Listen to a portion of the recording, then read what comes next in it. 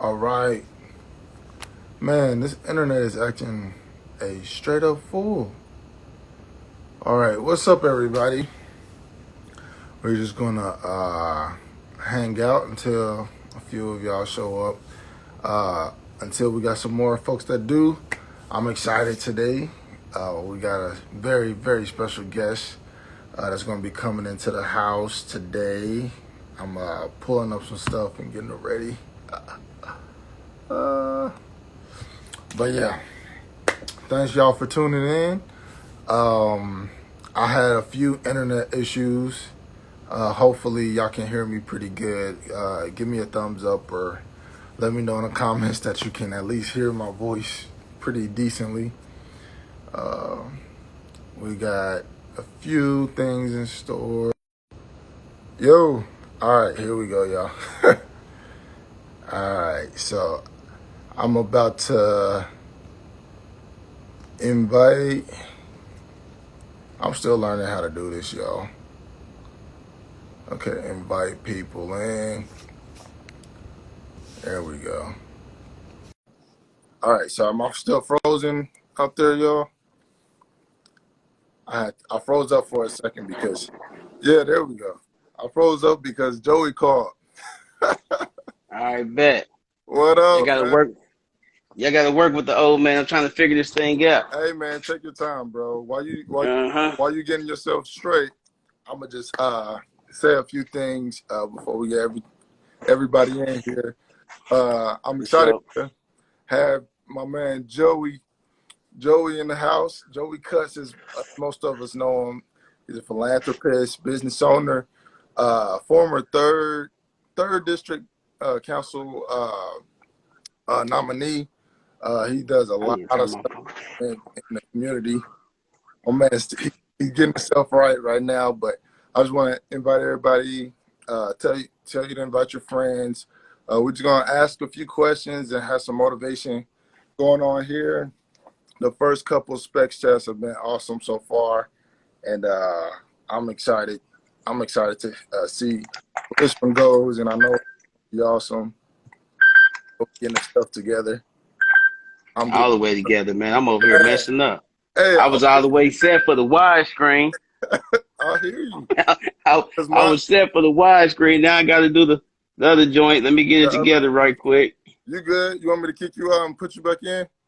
Nah, yeah, I'm I'm with you, man. I'm with you. I'm probably just people probably over there getting dizzy because I'm doing all this moving. Hey, your background way better than mine. That's right up. That's right up. Your stuff All way right, how's the clarity, man? You look like good. you look like your quality a lot better than mine. Nah, yours is coming out pretty good All right, let from me what see. I I'm see, trying to see how we. at least from what Okay, I see. boom. Yeah, we on. All right, it's a little delay over here, but Yeah, I'm good. yeah, All right, I'm ready. I'm yeah. ready. You good, bro? How you Straight doing, up. man? I'm good, man. I'm good. Kind of sitting down for the first time today, but outside of that, though, man, it's good. You had I a told you, man, I was gonna rock with you on this interview. Shout out to Bermisha.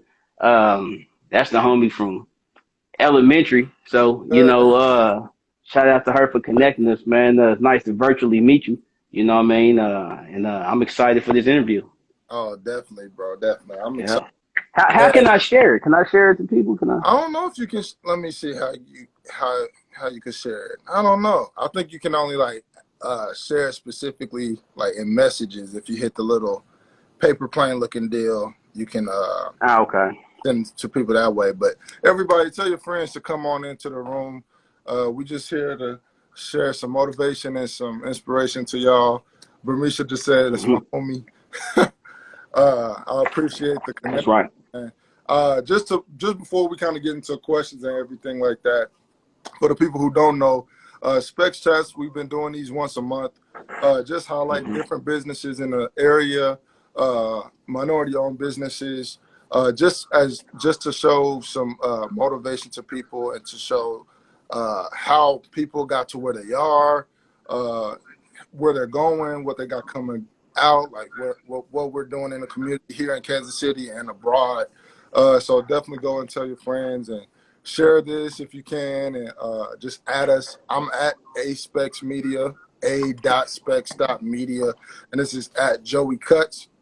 And Mm-hmm. go ahead and tag us, and we're about to go ahead and hop in these questions. Yeah. Yo, so Joey, I gotta say, man, like this is kind of big for me because uh, in my early 20s, I just remember seeing the name Joey Cuts on mad news stories, mad like newspaper articles, and all these different things, and it just always seems like you have something going on. And one of the things that I always admired about you from afar was the fact that you just always seemed like a giver. And like, no matter where I would see your name pop up, I would always hear about something that you were doing, that you were positively impacting the community. And it was just so empowering for me as a black man, and a black man who wanted to do business, to see that, not to see somebody just bag all the money in a pocket, but to see somebody Right. like give back to the community. And we're gonna Mm-hmm. definitely get into that a little bit today. So I just want to kind of put that little bug in your ear and have you ready to say something even about your giving and all that type of stuff. But I'm gonna stick with the script, and then I'm gonna try to veer off a few different times. So just Right up. Right up. first of all, just tell us a little bit about yourself, personally, on a personal level, um, where you grew up, family background. Just give us a little bit of that. To take it from the top, thank you for that. Thank you for that intro. Thank you for that recognition. Um, that's a lot of pressure. Oh You man, know what I mean? I say that jokingly, but at the same time, they say it's always seriousness in the joke. I mean, how old are you? If you don't mind me asking. I'm 30, man. So you 30. I'm 38. Um, to hear you say that, growing up, you sort of looked up to, you heard a lot of things, you recognized this and that. I say it's a lot of pressure because me and my homie Chase, man, we were just talking the other day, man, and Chase is younger than me. And I look up to Chase, you know what I mean, from a business perspective and a lot of things that he's doing with his family, personal life. And I was just giving him a lot of kudos as to who he has become as a man. And the first thing he said back to me was, man, Joey, that's a lot of pressure. And I laughed about it because that's something I always say. And then he followed that by saying, man, I hope I never let you down. You know what I mean? And I completely understand what he meant by that, you know what I'm saying? Because I tell people that a lot too. Like, man, that's a lot of pressure because I do hope not to let anybody down as well, especially when it comes to my family, to my close friends, and to people who, you meet sometimes that say, like, yeah, man, I've been watching you from afar, or I appreciate what you did here and there, and it's the people that you never even knew was paying attention to you. But that's a part of why, just throughout my upbringing, a lot of people used to always tell me stuff like never burn bridges, and what you put into this world, you get back. And then as I got older, my partner Strick, he had told me something I thought was funny, and it was confirmed because another one of my OGs came here and said it. He said the higher a monkey climbs a pole, the more of his ass it shows. And he used to always follow that up by saying the same people you pass on the way up, you got to pass on the way down. So it's a lot of things that in my life, I've heard a lot of stuff, but it's a lot of stuff that I took to heart, that I truly believed in. And I would like to believe that it's paying off, just throughout my daily actions in life.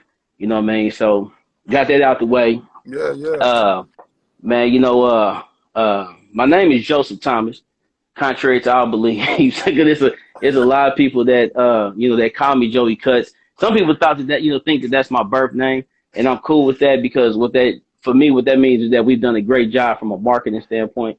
But my name is Joseph Thomas. I'm 38 years old. You know, I've been a barber now, licensed as of April 5th, if I'm not mistaken. As of April 5th, I have been licensed now for 19 years. I've been cutting a total of 26 years.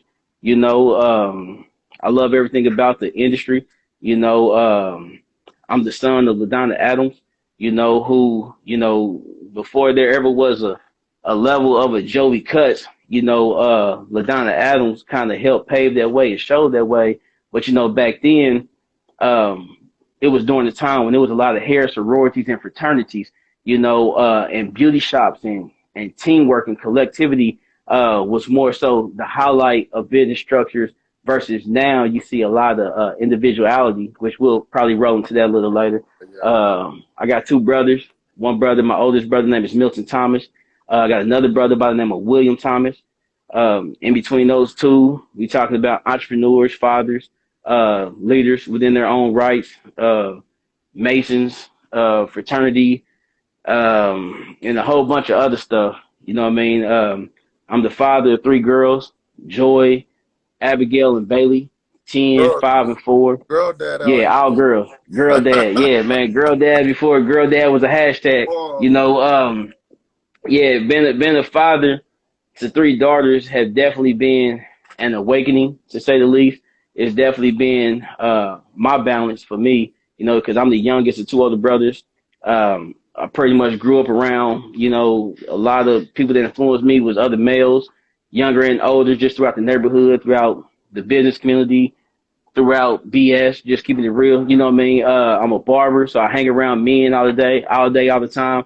And then I got a foundation that's focused on, or that was focused on young men for the majority of our time. So to have three daughters, it's like, damn, where did that come from? You right. know, where do I find the time and the knowledge and the know-how of how to be sensitive, or how to, you know, have a tea party and all that kind of stuff. And what I've been finding is that it's a lot easier to just do it versus to think about it. You know, they definitely, man, they teach me a lot, especially my oldest. She teaches me a whole lot.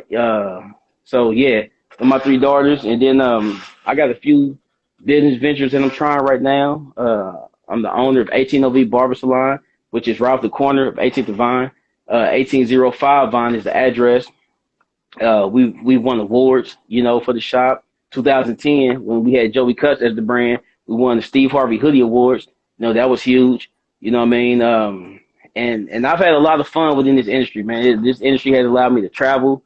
It's allowed me to fly first class. It's allowed me to be in some of the suites, and it's allowed me to do a lot of stuff, man. I've had a lot of fun within this industry, and I'm thankful for every minute of it.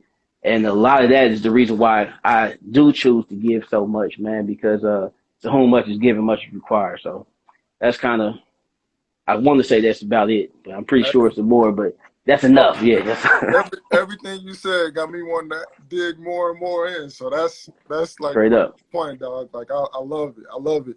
Uh, straight up, so straight up. just kind of tell people like just kind of like all the different pots that you kind of have had your hand in, um, as far as from the business standpoint, because you kind of bleed the lines uh, from business to politics, philanthropy. You kind of just like bleed the lines. So kind of tell us like uh, what is it that you got your hands in and why you kind of enjoy doing those different things. I mean, so different pots that I've had my hands in. Man, where do I start? I mean, I would say from the beginning, hustle was something that was always instilled in me. So, you know, just hustling. Hustling was just really a part of life. Hustling was something that I saw my mother do. You know, hustling was something that was always around me. You know, when I say my mother, to just kind of give some texture to the character, you're talking about a single mother who had to raise three sons, you know, on 42nd and Bell Fountain. For those that's familiar with Kansas City, can you open that door for me, mom? You know what I'm saying? For those that's familiar with Kansas City, we grew up on 42nd and Bell Fountain in the 80s, early 90s, when Crips and Bloods was a real life thing. You know, a lot of people watching Snowfall and they're getting kind of a taste of like what's going on with gang life, but that was really, you know, our lifestyle back then, man. We had family members that was gang members and all that kind of stuff. So grew up seeing hustling, you know, no pun intended, but when you say hands in different pots, I mean, I've even tried putting my hands on pots to sell, you know what I mean, just being straight up. I learned at an early age that that just really wasn't the calling that was on my life to go down that path. But I say it so much. I'm like in areas like where I grew up from, you know, drugs and gang activity and violence and crime. That was kind of just a normal way of life. And not only was it a normal way of life, that was also in our community, that was our primary resource. You Mhm. know, even at the age of 38, been in the neighborhood that I serve, that I give, that I love so much, I can pick up the phone and possibly get my hands on a pistol, a pack, a pound, a gallon of whatever you choose before I can get a career or before I can even get a career promotion. You know what I mean? I can probably tap into that resource a lot quicker. You know, so that's just the honesty of the background of where I'm at. You know, outside of that, you know, hustling turned into just really a matter of it taught me confidence, it taught me direction, it taught me discernment. You know what I mean? Not to mention the fact that I had a family as well. Again, I'm saying my mother. I had a mother who believed and allowed community to raise us, as in me and my brothers and our families. That was something that we just believed in firmly. It took a village, you know what I mean? So I understood the dynamic of Big Mama's house. I understood, you know, the dynamic of, you know, never letting your neighbor starve or go without and all that kind of stuff. Like that was just a part of us, man. So turn that into now my adult years again, you know, all that kind of stuff is what helped mold me and shape me, you know. And it's kind of hard for me to talk about, you know, myself in that matter because I really just feel like I'm just living like this normal life. Whereas it's always interesting to see other people say how, you know, talk about how they view my life when really all I'm doing is I'm waking up every day, you know, trying to ask God to just give me some direction, you know, give me some clarity on what I should be hearing, give me some vision on what I should be seeing, give me some thoughts on what actions I should be taking.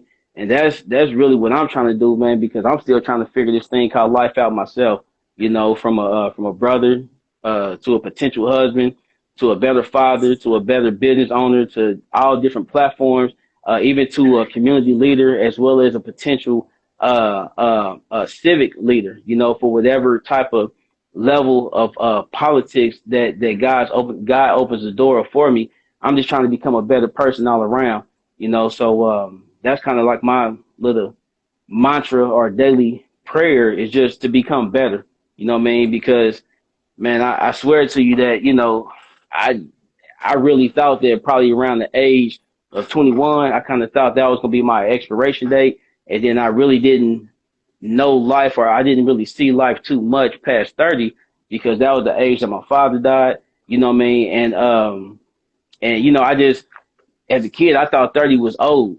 You know, and at the age of 38, I'm realizing like, damn, I'm still trying to figure this thing out. You know, but We, again, we as a we kid, definitely OGs out here at this point. you know what I mean? So, you know, it's like saying as a kid, pops down at 30. I just thought that that was an old age. You know what I mean? So, I'm 8 years into this new beginning. You know, if that makes any sense to anybody. Yeah, that's definitely making sense. Like, I think it's interesting though, like the role that like our parents, our grandparents play in seeing Hmm. us to where we are today. Like, I talked to the awesome young ladies from Maddie's Foods the other day. Yeah, them the homies.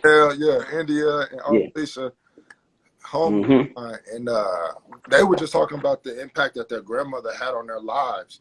And then I look at Right. myself and I look at how my granny impacted me so much. My grandpa did too, but man, it's something about your grandma that just really kind of just takes that that nucleus of you and just really molds it in a certain That's type right. of way that makes you care for other people, makes you want to do right by people, makes you want to like your granny will make you like want to do right.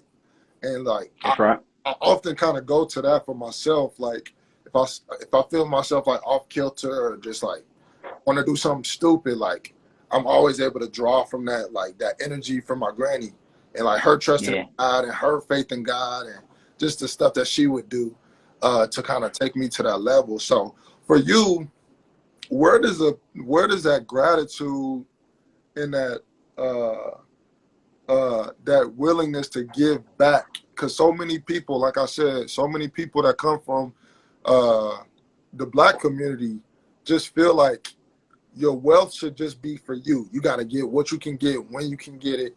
Hold on to it for dear life. Don't reach back. Don't give back. Just make sure you're okay because the society that we live in is not set Hmm. up for all of us to win. That's our ideal a lot of the time. What, That's real. who is it, or what is it that makes you see, oh, it's some good in giving, and that's gonna be for Uh, oh man, for me, I mean, currently it's so many people. Like I, I, I, I couldn't even think to where to begin into that. Like it's so many people, man, that are still influencing my life. But from a kid, I would say probably the first one that probably pierced my heart so much. It's funny you say your grandma because for me, it was my great grandpa. So I had a great grandpa. We all called him Papa in our family, but his name was William Ashford. You know, William Ashford, he was a minister. He had a church right on 43rd and Jackson. And again, we grew up on 42nd Bell Fountain, so we was probably maybe 10 blocks away from the church, or whatnot. And I remember being a kid, man, I used to think that my great grandpa was a giant because he just seemed like he was just so big in stature. But the truth of the matter was is that he wasn't like extremely tall. He was just more so, it was just his spirit and his yeah, personality, yeah, and not only was he the minister at the church, but he was just naturally a leader in the neighborhood, man. Like I said, so his wife, my Bessie, my great grandma, like I said, I would like to believe that growing up, that was the big mama house of the neighborhood. That was the house that all the homies could go to on Sundays. We was getting some sherbet. We call it sherbet, the ice cream. We was getting some sherbet ice cream or some Neapolitan ice cream. Every Sunday, dinner was cooked. Big roasted pan, whole bunch of food in there, everybody could eat. Everybody that had issues, whether they was in our family or just an extension of our family. It don't matter if you was, if you drank all day, if you smoked dope all day, whatever the case, you was gonna always receive some type of love. It might not have been the love that you wanted to receive, but you was gonna get some love. My great grandpa, I remember we used to walk around the neighborhood, and when we used to walk, I used to always ask my grandpa, and I call him grandpa, but he was my great grandpa. I used to always ask him, hey, Papa, what's life gonna be like when I turn 20? What should I be thinking about? What should I be thinking about when I turn 25? What should I be thinking about when I have kids? What should I be thinking about when I get a job? Like I was always asking him about what life should be like, when I get there. And because for me, I'm okay with doing whatever work to get there. I just want to know what to expect when I cross that finish line. And the type of wisdom that he used to always give to me, man, was just he would make me like just be so anxious to not only get there, but just he would always just remind me to do the right things to get there. You know what I mean? Because again, the higher you climb that pole, you know what I mean? The same people you pass on the way up. So, he would just always that for me. And then from there, it kind of just trickled down. I would definitely say that my papa, he was the matriarch or the patriarch of our family. You know what I mean? He set the tone, and then one big memory I used to remember about my grandpa at the time, he used to read the Bible all the time. And I asked him, well, hey, Papa, how many times have you read the Bible? He was like, Joey, I lost count. My grandpa used to sit around the house. He used to always take these four fingers and he'd scratch his head, right?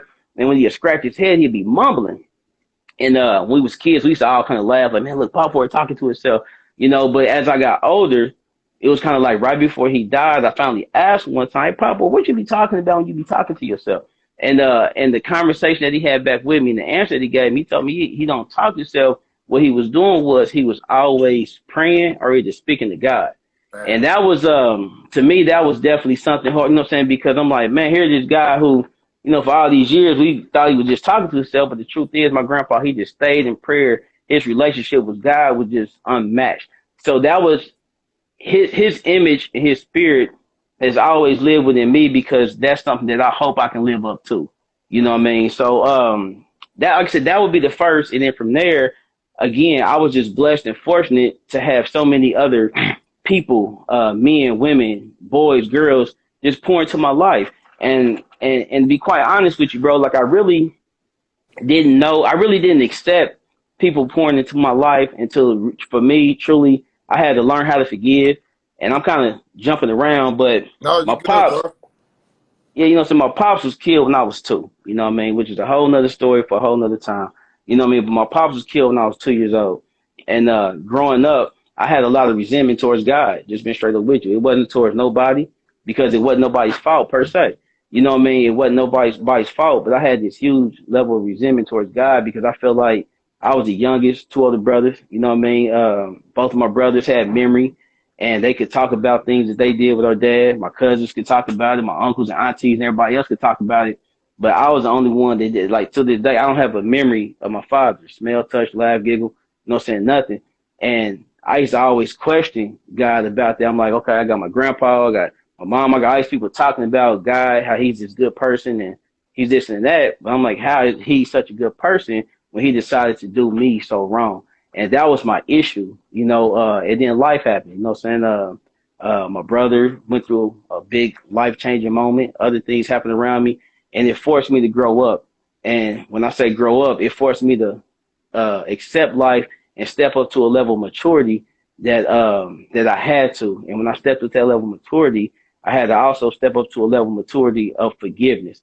Not only forgiving, you know, society for what it is, but I had to forgive myself for, you know, the mindset that I had towards the love that I have for myself as well as the love I have for others, because I was really operating through like a whole season of just man, I would like to believe it was depression, it was anger, it was sadness, it was upsetness, it was a lot of stuff, you know what I mean? And when I really kind of released a lot of that, I realized that although God might have took my physical and biological father, he allowed so many other father figures, you know what I mean, to invest into me, to be that leader, to be that example. And sometimes I even believe that if I would have just had one father, I would have just had one angle and one view on life. Right. But because of, you know, saying God's work, he allowed me to have so many multiple views on life. And not only was I able to have so many multiple views on life, I've had so many people that because of the respect and love and relationship that I've established and trusted within them are the people that have always opened doors for me and helped bring me to that next level and trusted in me. And, you know, and so when I say that I can't say one person, you know, so I got a homie right now sitting in front of me who, you know, again, younger than me. I still look up to him when it comes to business decisions and what he's doing in life. And for whatever reason, he felt in his heart, I mean, you know what? I'm about to introduce you to some stuff because I just want to simply see you win. Right. And when you get some kind of people around you, I don't think that those are people making those decisions. I think that that's God within them that's allowing them to think that kind of way. And for whatever reason, you know, he felt that way about me. He could be giving this opportunity to whoever he wants to, but for him to want to give that opportunity to me because of our relationship, of our friendship, of our bond, you know what I mean? You know, God just does things like that. Right. And Let me let, and let me pop in go ahead. because like even hearing you talk about your great grandpa, like it's crazy Hmm. how we don't always realize like the prayers and the faithfulness like of our grandparents and like those Hmm. to watch over us. Those prayers, man, those blessings and stuff, that stuff is gonna overtake us. It overtakes us throughout our lives. Yeah, And it hits us yeah, at different spots. Like I know I'm living off of prayers that somebody prayed for me sometimes before I was here. Sometimes my that's mom right. prayed prayers for me that I don't even know. You know what I mean? Like I don't Yep. know the power of those things. And so I Yep. think it's important to like highlight and take a moment to be grateful for that type of stuff too. Because it's like, Hmm. man, like somebody was looking out for me before I was even looking out for myself. And so That's right. That's that's right. mad important to me. So I think that's spot on. I didn't mean to cut you out there. Now you good, bro. You good. 'Cause like I said, But I ain't no preacher, so I don't want to make it seem like I got a sermon going on. So you listen, good, you know. hey, I'm Yeah, different on you though. yeah, yeah. Um, Right, right. what kind of inspired the Joey Cuts name, the Joey Cuts brand, and then kind of morphed it into the 108B? Like what? Let me know what happened in the progression um, from the beginning to like where we are now with the shop at least. That's cool. So from the beginning, man, shout out to the homie Kevin Winston, Chef Kev. Shout out to the homie Matthew Hill, Big Mac. You know, shout out to them two because in between them two, that was the naming birth of the No Joy Foundation. That was kind of like a combination of the homies Chef Kev, DJ Q, Gary Mitchell, Vonzel, Lil Vonzel, Tressa Davis, Gary. Who else was on that? D Mathis. It was a bunch of us, man. We had this group called MEPA, and I know I'm forgetting a couple, Big Bond. I'm forgetting a couple other people, but anyway, we had this group called MEPA, All in and there. MEPA, huh? I said, you trying to get them all in there. Yeah, I'm trying. I'm trying. You know what I'm saying? Mario. What up, Mario? You know what I'm saying? MEPA, MEPA. That stood for Missouri Entertainment Promoters Association. Basically what we were doing, we was all throwing parties and having fun within our own rights. But together we knew that we could do a lot more together versus separately. And so what we did was we kind of joined this association. We formed it ourselves, where we put together like a schedule of events. Everybody's basically it was like imagine one big vision board with some direction. You know what I mean? So our whole goal was, man, we're gonna run Kansas City from a promoter standpoint. You know what I mean? Whether it's throwing parties, concerts, productions, stage plays, whatever the case, we're gonna run Kansas City. We're gonna support each other. We're gonna reinvest into each other, and we just gonna have each other's back. We were doing a lot of stuff, right? But my whole thing, I was the old guy of the group, old man of the group. I wasn't older as an age, but my anyway, because I was get cracked on about that. Oh, Joey acting like an old man. But I was always like, man, that's cool. We got people come out here kicking it, partying with us. I'm like, but at the end of the day, all we doing is just getting people drunk and having them waste a bunch of their money. You know what I mean? Like, let's do something with a little bit more substance, yada, yada, yada. One thing leads to another. We start talking about the idea of giving back. And we did just that. We put together a completely illegal give back to the community, what we called it was our first annual Turkey Tuesday. So when I say completely illegal, like we didn't have no permits. Why? Because we didn't know what permits was. We didn't have nothing. We had a little organization, but we went on a whim. You know what I'm saying? Shout out to Just Jay, comedian, one of Kansas City's best comedians. You know what I mean? But we just kind of went out on a limb. My pastor Vicky at the time at New Beginnings Church, she allowed us to use the church and their non-for-profit status. And we did this whole big turkey giveaway. And in the midst of doing all that, jokingly, Kevin Winston and a couple other homies, they came up with the whole No Joey Foundation. By the next year, Ronica, shout out to Ronica, by the next year, her and my mother, they kind of structured everything, got us legal. That's the birth of No Joey Foundation. But prior to that, we had a campaign called No Joey Campaign. And the No Joey Campaign kind of just came from back then. You had the Got Milk campaign. Mm-hmm. Got Milk was this real popular thing that across the nation, everybody knew it. It was Got Milk with a question mark. We had No Joey, K-N-O-W, Joey with a question mark. It was just a way to promote us from a promoter standpoint and from a haircut standpoint. Like I said, we started doing the community thing later on, but it was like both of them things was kind of just mixing together. You know what I mean? And we had a lot of fun with it, man. And we had a whole lot of fun. So again, No Joey kind of came from that. And then as far as Joey Cuts, that kind of came from the homie Matt, man. Matt used to come get his haircut. And back then, Fat Joe, rapper, everybody was calling him Joey Crack. So Matt used to be like, man, Joe, your haircuts are like crack. You know what I'm saying? You got everybody hooked on your haircuts. So he started calling me Joey Crack. And then some kind of way, Joey Crack just morphed into Joey Cuts. And that's how you had Joey Cuts, man. So Joey Cuts opened up back in 2008. The business opened up in 2008, and No Joey as a campaign, that started around 2007. And then the No Joey Foundation and Joey Cuts was both established in 2000. Joey Cuts was the thing before No Joey was. I think it was. Like I said, because now I'm sitting saying that out loud, I think Joey Cuts was, Joey Cuts and both of them were both of them were legally registered in 2007. But I think No Joey kicked off before Joey Cuts, for sure. No? One or two, I don't know, man. They happened a long time ago, you know what I'm saying? I don't know nothing. I ain't no expert. So. Yeah. I ain't no expert. No, yeah. I don't for sure know. You feel me? No. Yeah, straight up. Straight up. No. They happened somewhere back there, man. Hey, I'll be doing the same thing. Yeah.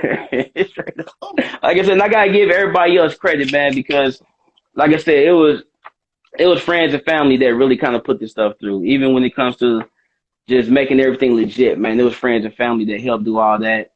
I was just a vehicle, you know what I'm saying? Everybody else was kind of driving, man. But, when you got good people around you, you yield good results. And that was kind of how it happened. So in between 2006 and 2007, one of them names kind of started first. I really want to believe that it was the No Joey campaign that kicked out first, and then Joey Cuts kind of just came from that. And like I said, man, I'm talking about, man, we was throwing parties and we had it rocking, bro. Like we had it rocking, man. Like back then, like a lot of how people see things getting done now, it, the blueprint was created, you know what I'm saying, between the group of partners that I kind of rock with, male and female, is the reason why you see a lot of blueprints that's been carried out now. And as it should be, a lot of people have caught on to that and they've been able to master and take things to the next level. So shout out to all these, man. When I look up and down my timeline on Facebook and Instagram, man, I see so many crispy barbers out here and business professionals and leaders. I see them doing their thing, man. So salute to all of them that's really just, you know what I'm saying, kind of just taking that torch and taking things to the next level. And I'm watching because I'm still a student to life too. So I'm watching and saluting at the same time. But don't get it twisted. I'm out here learning as well. So Yeah, keep on teaching and keep on inspiring, you know, because I'm watching. You know what I mean? that's the key, man. You gotta stay in a position where you learning. You always gotta be a That's right. you always gotta be a student. All right. Hmm. So my next question is, do you have a mentor and do you mentor others? I know you kind of touched on this just a little bit, but kind of bring that out a little bit more. Do you have like a Yeah. specific mentor and then do you mentor others? Yeah, I got several mentors, bro. I got several mentors. I'm doing several things. You know what I mean? My number one mentor for me right now, who I probably, it ain't even about who's better or who worse, but the one I probably just connect with the most right now, Mr. Malbia. You know, shout out to him. Shout out to the whole Malbia family. Shout out to all his kids for sharing your dad with me. You know what I'm saying? But Mr. Malbia, man, this is a guy who just genuinely, he's always pouring into my and my family's life. You know what I mean? Darren Washington, Cyrus Rogers, both of my brothers, you know what I mean? And Harold Mitchell, you know, man, the list kind of can go on and on. Joe Reese, Curtis Davis, you know, I got a lot of men, man. Like I got a lot of, when I say men, I'm talking about men because of their character, because of who they are, what their beliefs are. I got a lot of men who I look to as mentors. I got a lot of men who I look to as big homies, big dogs and all a bunch of other stuff. And when I give that name and that title, I don't always give it loosely, but man, I got a lot of men that I look up to for a lot of different reasons, man. Marcus Williams, 777 Construction, Clarence Cadenhead, CB. You know what I mean? I got a lot of guys who I look to, and I know that if I needed anything, they a phone call away. But yeah, Mr. Mobile, this man is 74 years old. If you were to see him and meet him, you probably out the gate, you probably gonna think he probably about 59, 60 years old. You know what I mean? And he's still moving groove like he's 49 years old. Oh, Funny story with him and I, man, in brief. I'm gonna say as quickly as possible. We drove down to Lake of the Ozarks. Soon we parked the car. It's black ice and the streets are just like terrible, right? We got to walk down the hill to get to his lake house. So as we walk, we had just came from the grocery store. I got two bags of groceries in each hand. He got about a bag or two of groceries in each hand. As I touched the top of the hill, in a matter of seconds, both my feet was in the air. I'm sliding down the hill on my back, groceries flying everywhere. As I finally was able to control my body and turn around and look up, he's on the hill, coming down the hill, both his groceries still in hand, and he riding the wave, you know what I'm saying, like it's a surfboard. So he was probably about 71, 72 at that age. I'm 35, 36, whatever I am. That always stuck in my mind because I'm like, at the age of 35, here I am on my back, on my butt, looking up to a man 72 who's riding on me. So you would think that at 70, you can't really, do certain things. But this man, and not only so, we get to the end of the hill, boom, the grass stopped me, the curb stopped me. I finally get on my bearings. Instead of him tripping and falling, he touched the grass, kind of, tried it a little bit, get himself together, he laughs at me. So that was always, Yo, that's a for me, that was always a learning lesson. It just was a learning lesson for a whole lot of reasons. But I just hope that when I get in my 70s, I can still move yo, and be as cool as Mr. Malbeer, man. So that's my guy right there. that's hilarious, bro. Yeah, yeah, yeah. It was even funnier in person, man. I got him. I'm wet. I'm wiping gravel and snow and ice off. You know what I'm saying? Yeah, And this dude walking away with groceries, laughing at me. It's all good. You know yeah. what I'm saying? It's mad lessons in there too. So that Yeah, it's a whole lot of lessons. Whole lot of lessons. You know what I'm saying? This man double my age. Sometimes you meet these young guys younger than you. They think they know it all. They think they got it all, man. And nah, brother. You know what I'm saying? You can, the same person you pass on the way up, you gotta pass on yo, that's hilarious. straight up. So speak mentorship from your perspective. Do you feel like you mentor others? How do you see that? Because it's a lot of, I gotta say that too. It's a lot of pressure. Like even what you were saying at the beginning, Whole lot. it's a lot of pressure to mentor somebody or to be somebody's big brother even, because Mm-hmm. you know how much trust you put in some of the men you admire and different things like that. And you look at them and you're like, man, can I be that to somebody else? Like, can I Right, do right, right. this thing for somebody else? And a lot of times we come up short because it doesn't feel like we can meet that standard. I know for me, I definitely feel like that a lot of times. And I got a couple of little brothers, but I'll just be like, y'all don't like me that much because I might let y'all down. Yeah, And yeah. and how do you mentor without getting too much inside your own head too? I know that's like a loaded. Take a Yeah, step. yeah, that's a tough one. That's a tough one. I mean, I've had a couple people ask me, "Hey, Joey, do you mind being my mentor for this reason?" I appreciate them for making it clear that I am looked at as such. So for them, those tasks are a little easier because sometimes people just want your mentorship for a certain reason or for a certain thing. But then you start again, like I said, you start running to the people who tell you, like, "Man, I've been watching you since, or I've been looking up to you," and so now you find yourself being this unsolicited or unofficial mentor to those, and those are the ones that come with a lot of pressure because now you're trying to remember, like, damn, did I do something in front of them? Did I say anything wrong? Did I set a bad example? I hope I ain't never talked to his sister. I hope I ain't never, what I'm saying? Like you start thinking about those kind of things, so it becomes, again, we talking transparency, it just becomes a possibility of pressure, but for me, like I said, what I try to do to balance things out is, like I said earlier, man, I'm not a big run around hallelujah talking in tongue type of churchgoer, but I definitely, without a doubt, I know I got a strong relationship with God, and I like to firmly believe that I got the type of relationship with God that, in most cases, when I pray to Him and ask Him for certain things, I love to believe that God answers my prayers and He hears me out.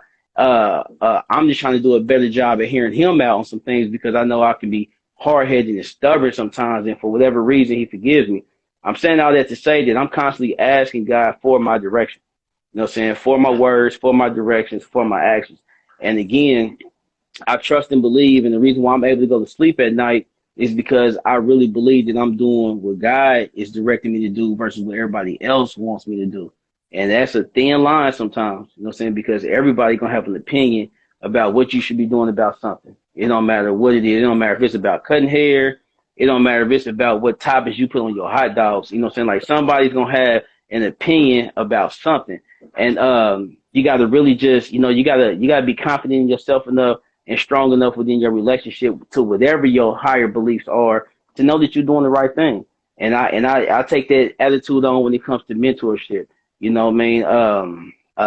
I just take that attitude on, man. I got young people and older people who I think I have failed before. I got a young fella right now who me and his mother just don't agree on stuff. And his mother isn't somebody who I've been with or any other kind of relationships with. We just got two different styles of parenting per se. Yeah. I still love the little kid, like, you know what I'm saying, like a nephew or a son of mine.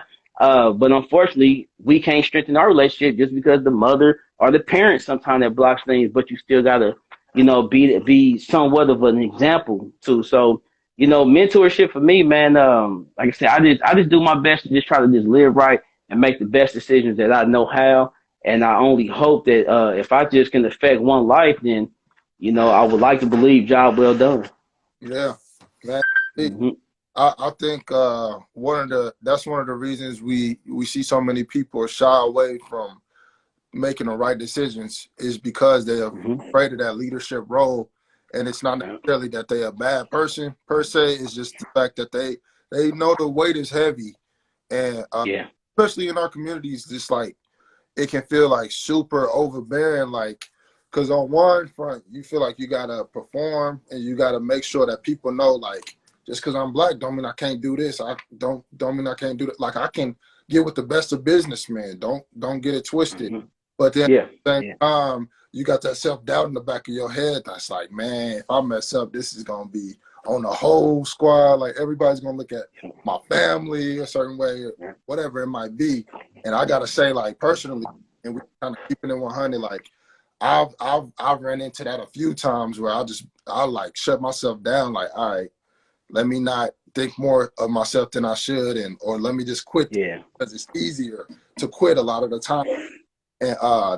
that's not the mindset to have. But honestly, that's what be happening most of the time. Like, dudes just get tired of all that pressure of like, yo, I feel like I'm the only one out here sometimes. Like, dang, like I feel Hmm. like I can't mess up. But that is one thing that I think that our generation, like, I think that millennials and Generation X kind of had this idea of like keeping it real. Like, don't don't give me too many smoking mirrors. Like, I think that's one of Hmm. our assets, is that we understand that, like, if you really want somebody to grow and to be healthy and to be like a leader, like, you gotta give me the good with the bad. Tell Try. me about the mistakes. You know what I mean? Tell me about the good stuff. Yeah, I'm gonna see the good stuff, but also, tell me about the mistakes sometimes. Tell me about the time Hmm. you failed. Tell me about the times where you was like, dang, I'm second guessing myself right now. You know what I mean?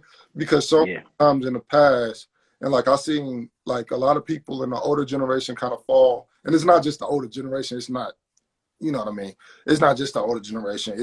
I just think I've seen in the past where so many people have this idea of what they should be and what it should look like, that they created this image that's almost impossible to catch. And like, Hmm. at that point, nobody feels like they can chase after them or be mentored by them. So Yeah.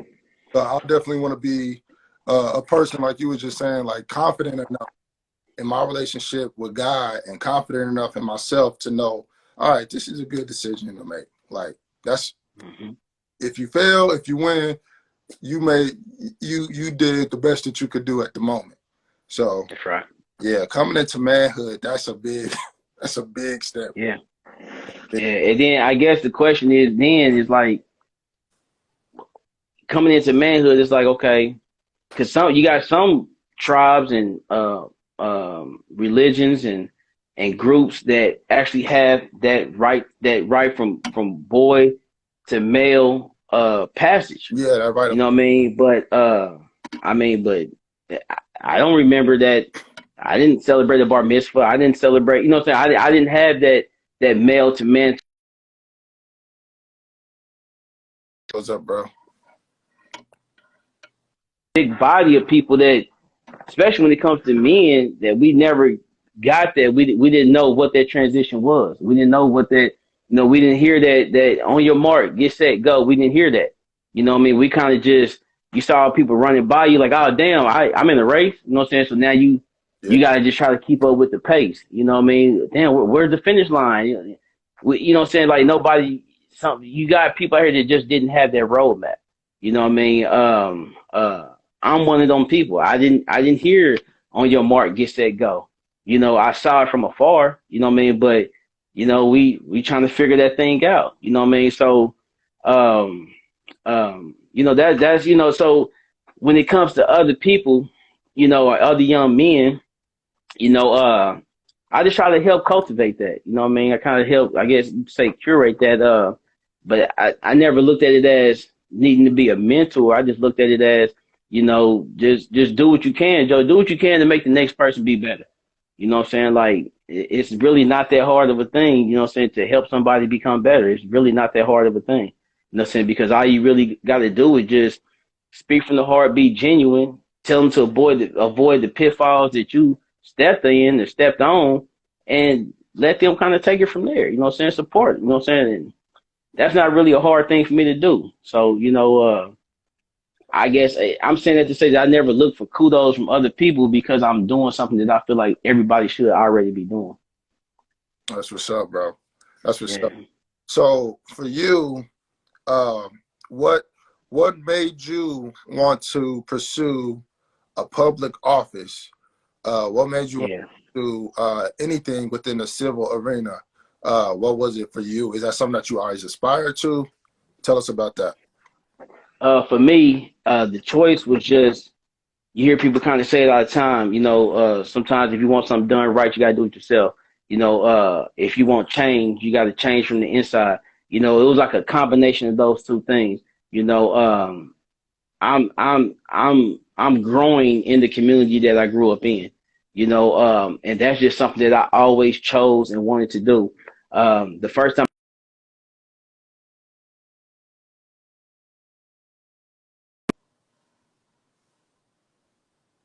you leave something, you should leave it better than what you found it. You know what I mean? So a lot of that was kind of my heart and my mindset going into, local government. You know what I mean? And because local government versus local politics, I think it's two different things. I don't necessarily walk around with the level of arrogance that some may think comes with the title of being a politician per se. Although a level of arrogance is not always a bad thing, you know what I'm saying? Because in my opinion, sometimes arrogance is just an express action of separation. And sometimes you do gotta, say separate yourself from things. And in some cases, when you separate yourself from things or people or situations that's not really ready to let you go, then they're gonna talk about you. I mean, let's just call it, call a spade a spade. And they're gonna say good things and they're gonna say bad things and they're gonna say a lot of stuff that they probably are confused about. So in most cases, the stuff they're confused about is gonna turn into a negative thing. Um, Either way that it go for me, uh, my fight within politics was just a matter of me, kind of like I was telling you about the first Turkey Tuesday versus the continuation of Turkey Tuesday. When we first did it, we did it completely illegal, but I knew where my heart was at. I knew where my mind was at. Now here we are 14 years later.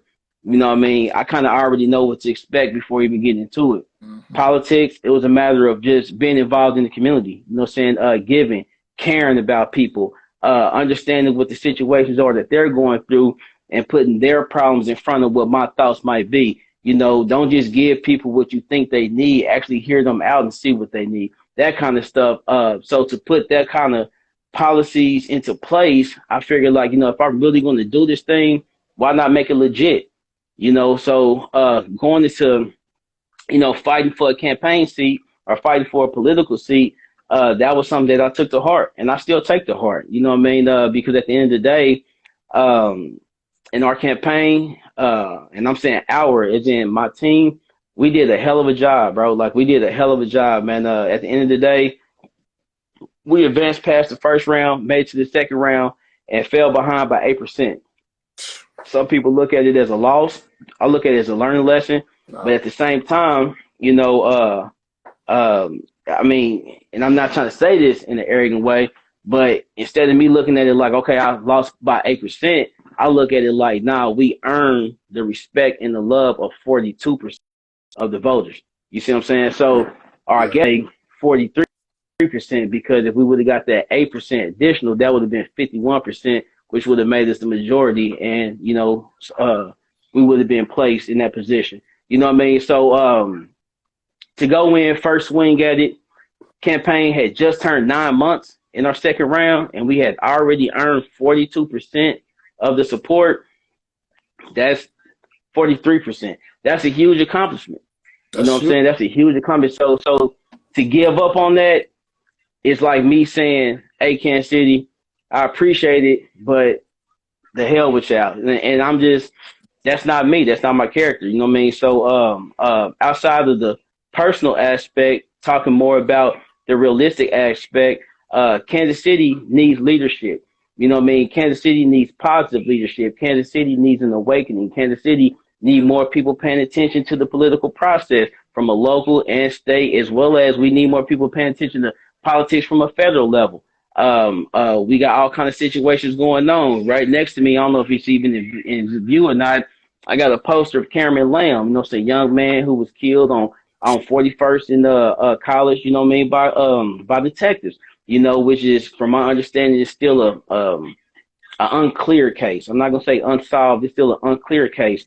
Right. Heck, man, the background of my father. You know what I mean? My mother agreed, my family agreed. You know, saying before there was a George Floyd, there was a Milton Thomas. You know what I'm saying? So it's a whole lot of other stuff. When I look at our communities, like I told you, in regards to the level of resources that's available to tap into. Like I said, in my neighborhood right now, I can pick up that phone and I can get that pack, I can get that pound, I can get that gallon before I can get that job. Mm-hmm. You know what I mean? How do we reverse some of those roles? How do we go from the expected 10% voter turnout?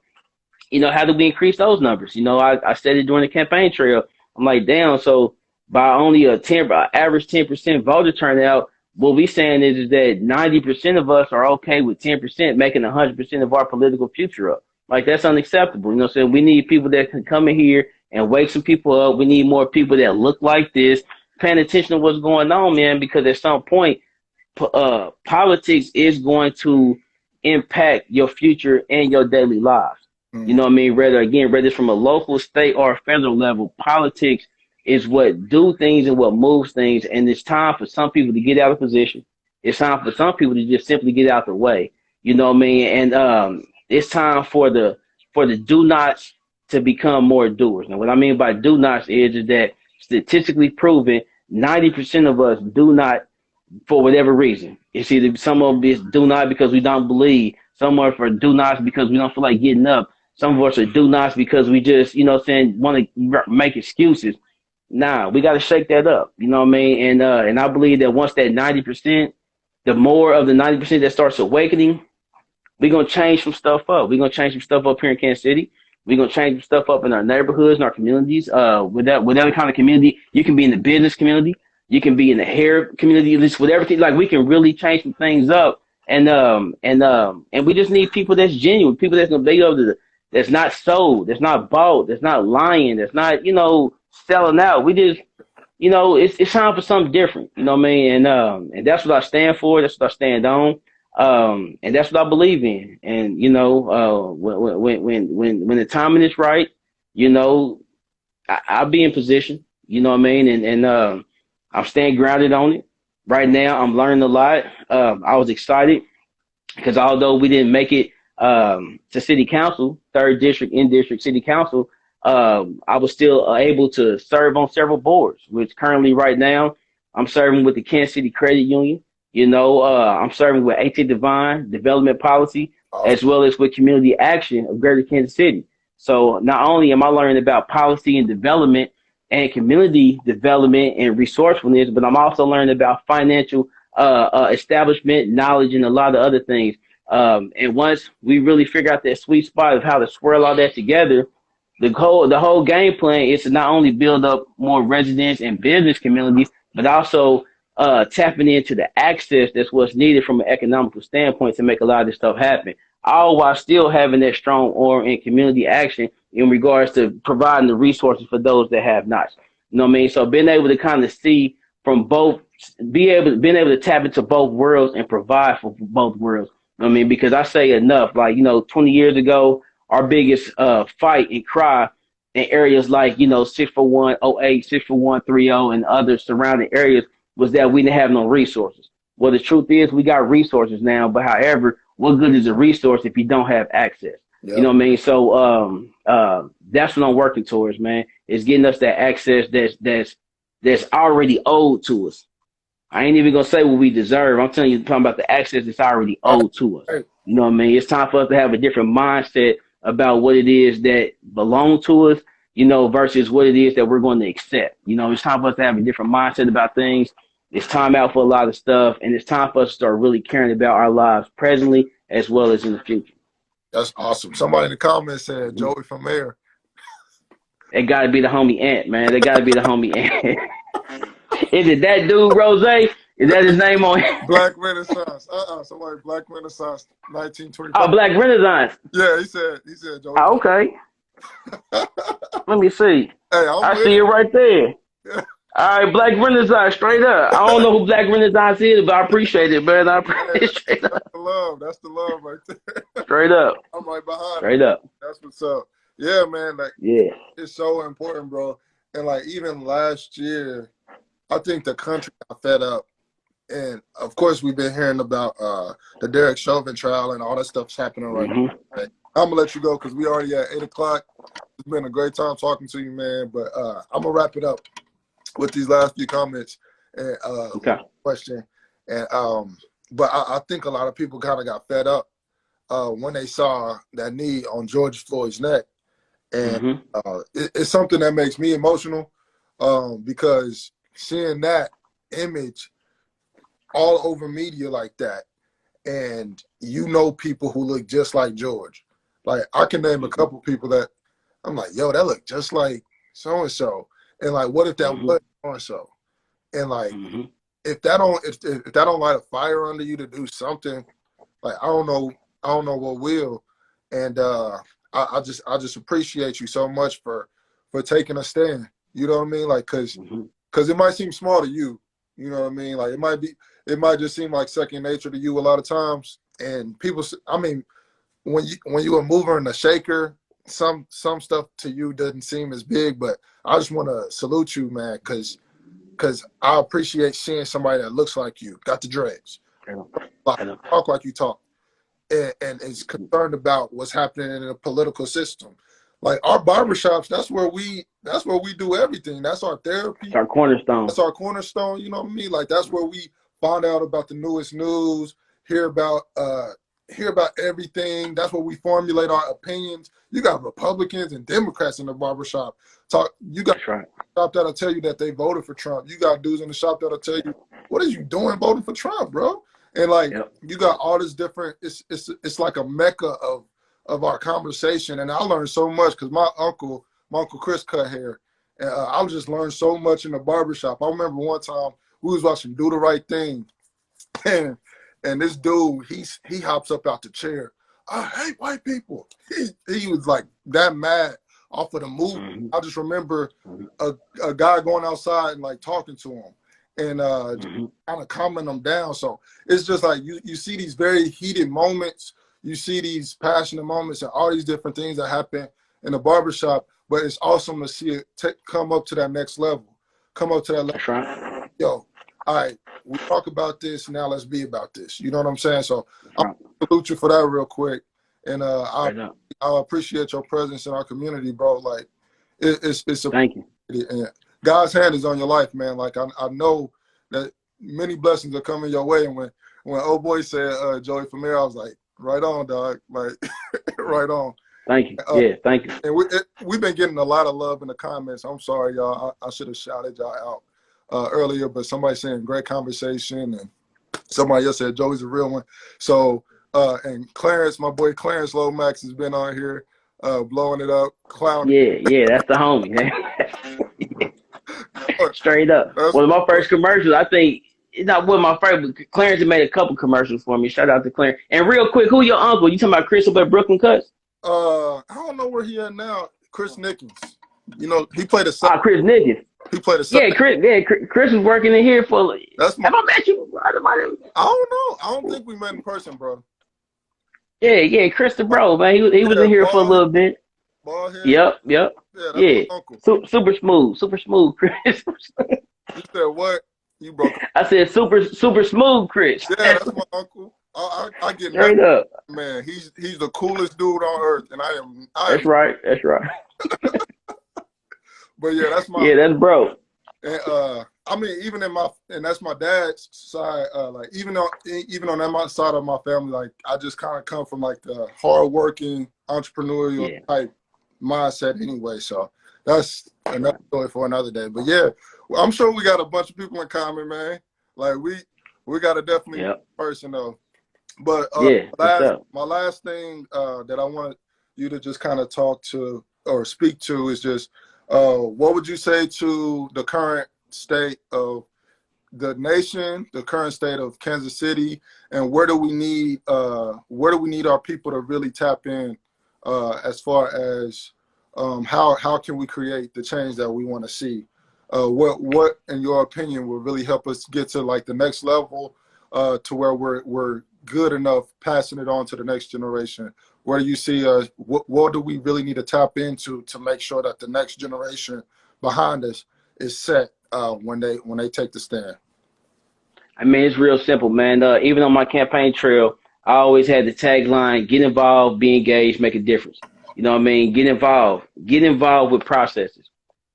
Even if it's something as simple as clean up trash in your neighborhood. You know what I mean? If it's Sunday dinners at your church, if it's the barber shop that's trying to cut hair for kids going back to school, get involved with something. Get involved with something that's going to make your community better, because internally what it's going to do is going to really make you feel better. And when you feel better, you do better. You know what I mean? Get engaged. Be engaged with processes. Take a position. Take a stand. You know what I mean? If you are going to be a part of that barbershop giving haircuts back, stand up, have some leadership in it. You know what I'm saying? Take team lead in something, be engaged in some kind of process. And then from there, make a difference. Learn it all the way through. You know what I mean? A lot of people, they want to own businesses. I want to buy a McDonald's. Cool. Learn how to change the fries before you buy the McDonald's, though. You know what I mean? So that's what I mean by making a difference. You know what I mean? So again, for me, it's I want to say it's easier said than done. Get involved, be engaged, make a difference. You know what I mean? When it comes to a Kansas City level, a state level, a national level, whatever the case may be, if you want to sit around and talk about something changing and what somebody need to do, you do it.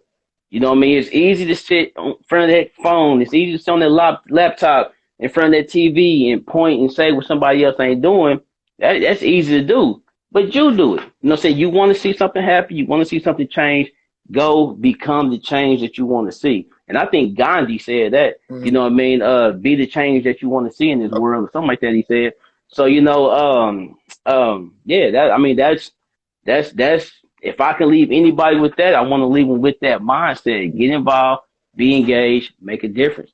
And real quick, if I can just speak to my hustlers, on this phone right now, one thing that lives inside of me, and this is what one of my OGs told me this. Shout out to Pops. He say, Joey, it's a poor rat that only got one run to.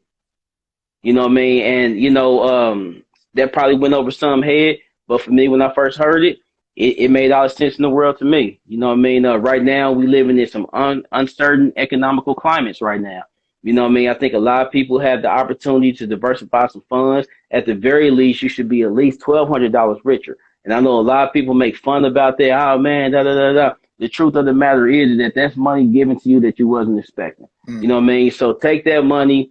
If it is starting that business, if it is just getting yourself registered on paper, if it is investing into some Kool-Aid and some bags of sugar so you can make some old school little, Kool-Aid bags, like whatever the case may I be, got you. like diversify your funds, get involved with something, figure out some ways to make your money. Don't just trust on the government, for one source. Don't just trust on, what you think you know how to do so well, because one thing that the rich and the poor saw is that in a matter of a second, everybody's life can be turned upside down. You know what I'm saying? We are living through a season right now of the producers and not the artists.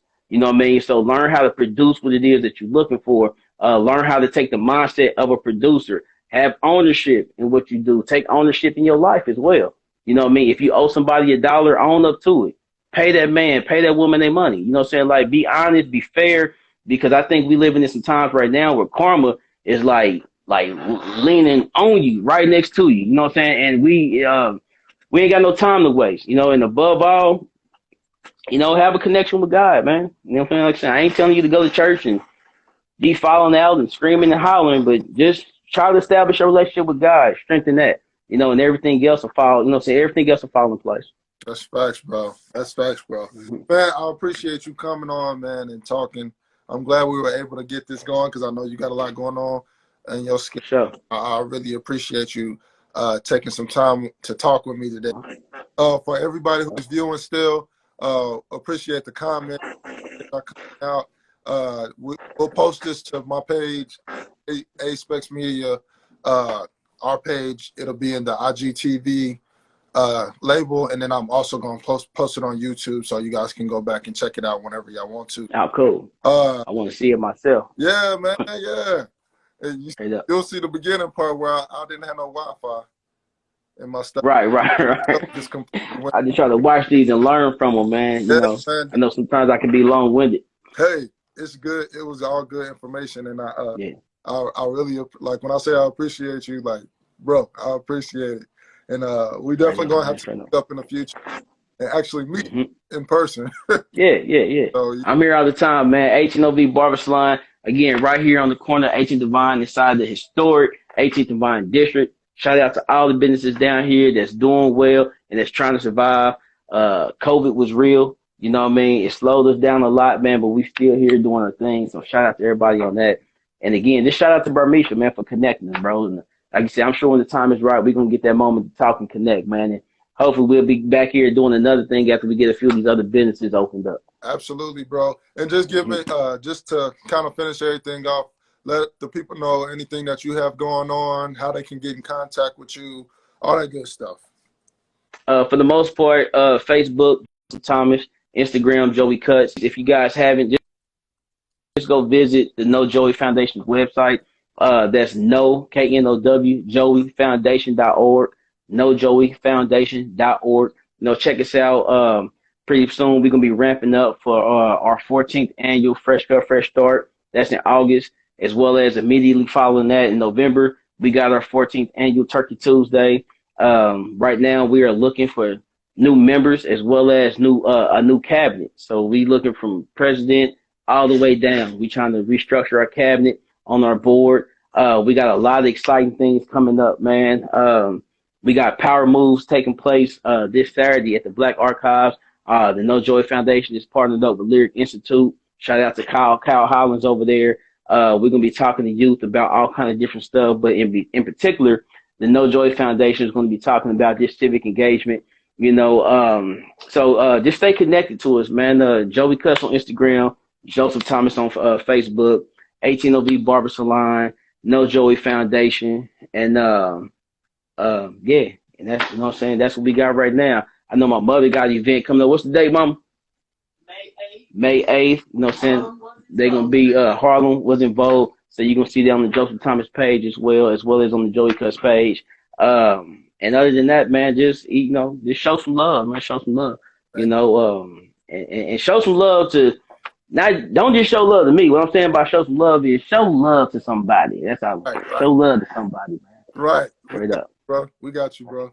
Well, all right, man. I appreciate you. We're gonna log off of this live.